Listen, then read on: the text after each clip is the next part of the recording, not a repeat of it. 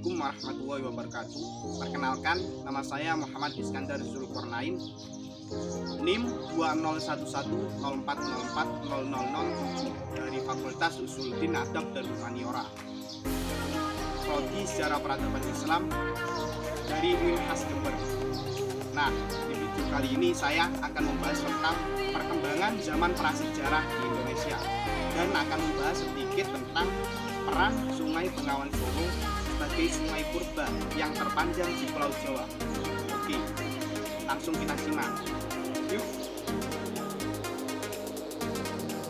Prasejarah adalah istilah yang digunakan untuk merujuk kepada masa di saat catatan sejarah yang tertulis belum tersedia. Masa praaksara disebut juga dengan masa prasejarah, yaitu suatu masa di mana manusia belum mengenal tulisan. Adapun masa sesudah manusia mengenal tulisan disebut juga dengan masa aksara atau masa sejarah. Batas antara zaman prasejarah dengan zaman sejarah adalah mulai adanya tulisan.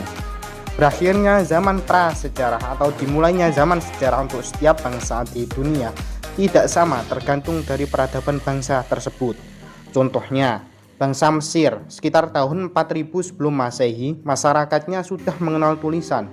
Sehingga pada saat itu bangsa Mesir sudah memasuki zaman sejarah, berbeda dengan zaman prasejarah di Indonesia yang diperkirakan berakhir pada masa berdirinya Kerajaan Kutai sekitar abad ke-5 Masehi.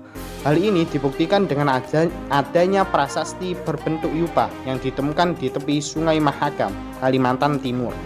Nah, pada zaman prasejarah ini adalah zaman yang paling sulit ditemukan bukti sejarahnya karena tidak terdapat peninggalan catatan tertulis dari zaman prasejarah.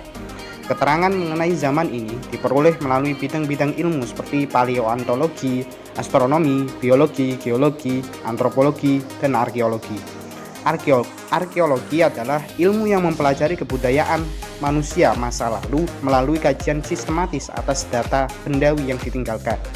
Kajian sistematis meliputi penemuan, dokumentasi, analisis, dan interpretasi data berupa artefak, ekofak, dan fitur.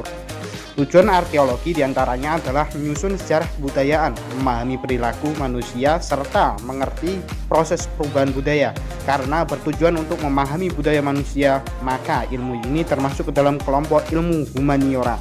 Secara khusus, arkeologi mempelajari budaya masa silam yang sudah berusia tua, baik pada masa prasejarah maupun pada masa sejarah.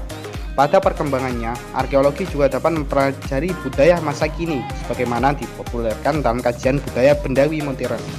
Indonesia merupakan negara dengan bentuk kepulauan terbesar yang ada di dunia, diapit oleh dua benua, yaitu Asia dan Australia, dan diapit oleh dua samudra, yaitu Samudra Hindia dan Samudra Pasifik. Wilayah Indonesia atau yang kita kenal sebagai Nusantara ini tentu memiliki banyak peninggalan baik dari zaman prasejarah maupun dari zaman sejarah.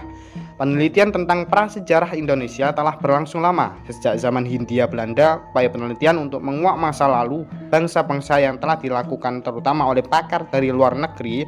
Penelitian yang dilakukan menunjukkan hasil yang luar biasa yang dapat dilihat dari penemuan-penemuan yang hebat, yaitu penemuan situs di berbagai tempat seperti situs Sangiran di Jawa Tengah, situs Pati, Ayam, situs Sambung Macan, dan lain sebagainya. Setelah zaman kemerdekaan, sarjana dari Indonesia juga terlibat aktif dalam penelitian prasejarah. Berkembangnya perguruan tinggi di Indonesia, khususnya untuk bidang arkeologi, menyebabkan banyak dihasilkan arkeolog yang berkompeten dari Indonesia. Sumber-sumber prasejarah di Indonesia dapat bersumber dari pertama, artefak. Yang kedua, yaitu fitur. Yang ketiga yaitu fosil.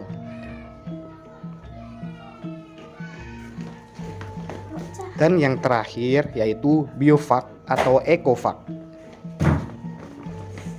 Nah, untuk pembahasan selanjutnya guys, kita sekarang di Sungai Bengawan Solo. Kita lihat sendiri di belakang saya, ini Sungai Bengawan Solo. Sungai Bengawan Solo ini merupakan sungai yang terpanjang di Pulau Jawa. Panjangnya itu sekitar 600 km atau setara dengan 370 mil. Fungsinya terlepas dari sebagai aliran air bagi para penduduk dan lahan pertanian yang berada di timur dan di barat guys. wilayah ini juga terkenal di kalangan paleoantropologi, guys. Keren nggak? Banyak penemuan sisa-sisa hominin purba yang berasal dari 100.000 hingga 1,5 juta tahun yang lalu, yang telah dilakukan di beberapa situs di lembahnya, terutama di Sangiran. Untuk selanjutnya, yuk kita naiki perahu dari salah satu penduduk. Oke, sekarang kita coba ya, guys. Wow, goyang-goyang sekali. Bengawan Solo dari dulu jadi perhatian insani. Demikianlah salah satu dari syair lagu karya Gesang. Memang zaman prasejarah hingga kini Bengawan Solo ini menjadi pusat perhatian, bukan hanya oleh insan manusia saja, tetapi makhluk hidup lain. Kawasan lembah sungai ini menjadi tempat yang subur bagi tumbuhnya tanaman tropis. Tempat yang kaya tanaman ini merupakan pilihan bagi beragam macam binatang untuk mencari makanan dan air minum untuk melangsungkan kelangsungan hidupnya. Nah, tempat seperti inilah yang menjadi pusat perhatian manusia purba untuk berburu dan meramu pada zaman dulu. Bengawan Solo tidak hanya mampu menjangkau lintas area, tetapi sekaligus lintas masa. Sebagai sungai purba semenjak ratusan, ribuan, bahkan jutaan tahun yang lalu, berbagai peristiwa yang berlangsung di lembah atau di sekitar daerah alirannya. Apabila sejarah diartikan secara luas sebagai peristiwa yang terjadi pada masa lampau, Bengawan Solo dapat diibaratkan sebagai benang panjang yang merajut dinamika sejarah manusia dalam kurun waktu yang amat panjang dan meliputi berbagai lapis budaya. Muara Bengawan Solo berada di Kabupaten Gresik. Oleh masyarakat Ujung Pangkah, Bengawan Solo ini dijadikan sebagai tempat untuk mencari ikan, jalur perairan untuk menuju Laut Jawa, Pulau Madura, atau arah lainnya. Nah, di seberang saya ini merupakan Pulau Kunti. Jawa dan Pulau Kunti dipisahkan oleh Sungai Bengawan Solo. Di belakang saya merupakan prambanan yang mengantar kita dari Sungai Bengawan Solo menuju ke Pulau Kunti. Nah, yuk ikuti saya. Hulu Bengawan Solo berupa Kali Muning dan Kali Tenggar di Desa Jeblogan, Kecamatan Karangtengah, Kabupaten Wonogiri, Jawa Tengah, berbatasan dengan Kecamatan Punung, Kabupaten Pacitan, Jawa Timur. Punung terbilang kaya akan gua kapur, yang diantaranya menjadi gua hunian pada masa berburu dan mengumpulkan makanan tingkat lanjut. Daerah Pacitan adalah tempat terpenting dalam riset teknologi paleolitik, sebab di sini banyak didapat perangkat prasejarah dalam bentuk yang jelas. Indikasi daerah hunian manusia purba seperti yang ditemukan di Gedung Rejo dan sekitarnya di Kecamatan Giriwoyo, Kabupaten Wonogiri. Penemuan kapak Mesolitik oleh tim ekspedisi di Dusun Ngulang, Desa Gedung Rejo, menjadi indikator awal tentang kemungkinan daerah ini sebagai hunian manusia purba pada masa berburu dan mengumpulkan makanan tingkat lanjut. Selain itu, terdapat banyak gua di tebing-tebing bukit, yang diantaranya dahulu berfungsi sebagai gua hunian. Kehidupan budayanya berlanjut memasuki masa bercocok tanam dan perundangian, dan itu berlangsung hingga masa kini. Temuan seperti lumpang, lesung batu yang ada di Ngulang menjadi bukti bahwa basis perekonomiannya adalah bertani. Dalam hubungan itu, lumpang batu yang berhubungan kecil di Punden Mbah Wagar semula difungsikan sebagai media dalam ritus kesuburan untuk pertanian. Budidaya padi-padian di tempat ini ditunjang oleh topografinya yang relatif datar, banyak mata air dan dialiri oleh Bengawan Solo Lanang beserta anak-anak sungainya.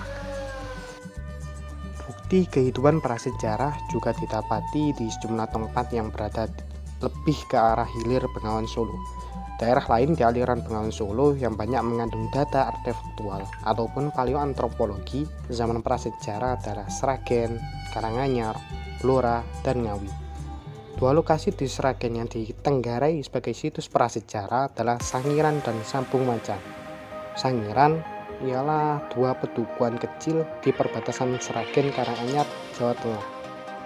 Kawasan cagar budaya Sangiran memiliki areal sebaran temuan yang amat luas, yaitu sekitar 5-6 km persegi.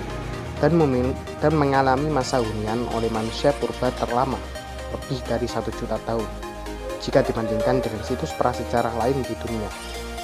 Temuan fosil manusia purba mencapai lebih dari 50% populasi Homo erectus di dunia. Oleh karena itu, situs ini layak disebut Sangiran Early Man Site.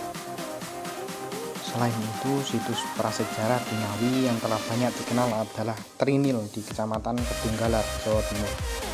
Tempat seperti itu cocok bagi pemukiman manusia purba yang bermata pencaharian berburu dan meramu. Sebenarnya masih ada sejumlah lokasi duniawi yang berpotensi memiliki tinggalan prasejarah, diantaranya di Dusun Soko, Desa Karangasi, Kecamatan Ngawi, di aliran Bengawan Madiun. Nah, cukup sekian yang dapat saya sampaikan mengenai peran Bengawan Solo sebagai sungai purba di Indonesia. Saya baru saja menyeberangi dari Pulau Jawa ke Pulau Kunti ini guys. Bergoyang-goyang guys. Oke guys, saya sekarang berada di Pulau Kunti guys. Oke, kita sudah dijemput ya guys. Saatnya kita kembali lagi ke Pulau Jawa. Yuk.